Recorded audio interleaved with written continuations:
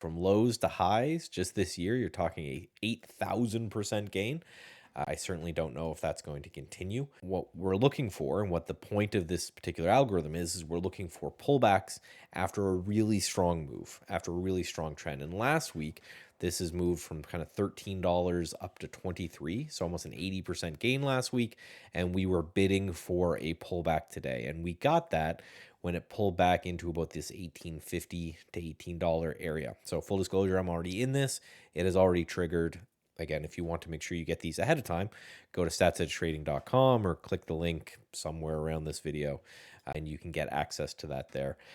These are all sent out Sunday night, so tons of time for people to take a look at which ones they like. And the idea is pretty simple. If you have a huge move like this the prior week, and then you have a sharp pullback, you have people who miss the move, and now they're very happy. They say, oh, this thing ripped all the way to 23. Now it's pulling back. Maybe I can buy some here. And then you also have people who potentially shorted into that move and are underwater, and now it's back. And like, okay, I can get out, break even. I was wrong to short against this move. And as always, right, if you go to statsedgetrading.com, you can get, free newsletters, free trading courses. This gets you signed up to the email list. And then on detailed statistics, we can go look at this particular strategy.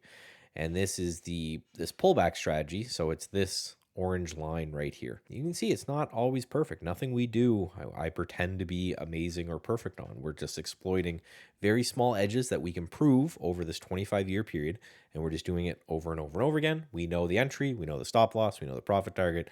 We know that we'll be right a little bit more than half the time, and we just let those statistics play out over time. So the idea is we're looking at this QUBT. Again, we're in from kind of the 18s, the high 18s here. And worst case stop, we're just going to be wrong if it ends up crashing and breaking these lows, which from a chart point of view makes perfect sense, even though technically we're just using statistics to try to find out where the best stop loss is for this strategy.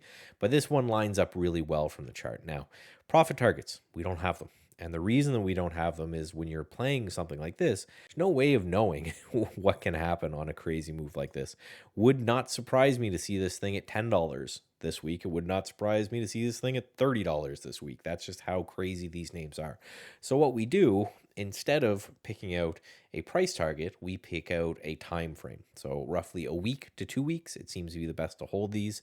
So that's the suggestion or what we look for. Now, discretion, right?